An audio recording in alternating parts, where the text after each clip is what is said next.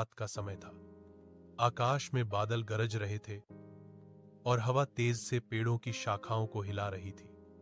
उसी समय आरव नाम का एक युवा अन्वेषक अपने दोस्त नील के साथ घने जंगल की ओर बढ़ रहा था। यह जंगल खूंखार जंगल के नाम से जाना जाता था। लोग कहते थे कि वहां से कोई जिंदा लौटकर नहीं आया। आरव ने नक्शा उठाया और कहा, नील, अगर हमारी जानकारी सही है तो उस प्राचीन मंदिर के खंडहर इसी जंगल के बीचों बीच है। वहां कोई रहस्य छिपा है। नील ने कांपती आवाज में जवाब दिया, लेकिन लोग कहते हैं कि वहां आत्माएं रहती हैं, हमें नहीं जाना चाहिए। आरव मुस्कुराया, हर डर के पीछे एक सच्चाई छिपी होती है, चलो पता लगाते हैं। दोनों टॉर्च जलाकर जंगल में आगे बढ़े। चारों ओर अजीब आवाजें गूंज रही थीं, कभी झाड़ियों से सरसराहट, कभी उल्लू की डरावनी हूट। अचानक झाड़ियों के पीछे से एक भयंकर दहाड़ गूंजी। दोनों के हाथ से टॉर्च छूट गई। सामने लाल आंखों वाला एक विशाल काला बाघ खड़ा था। नील डर से पीछे हट गया, लेकिन आरव ने पास की जलती लकड़ी उठाई और बाघ की ओर फेंक दी।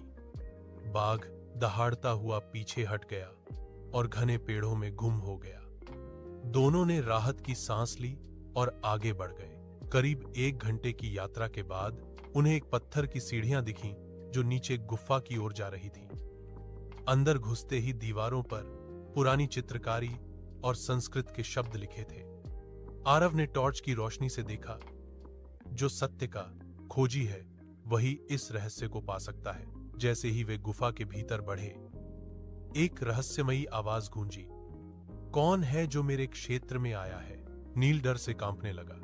आरव ने साहस जुटाया और बोला, हम सत्य की खोज में आए हैं। अचानक दीवारें हिलने लगीं, पत्थर गिरने लगे और एक दरवाजा अपने आप खुल गया।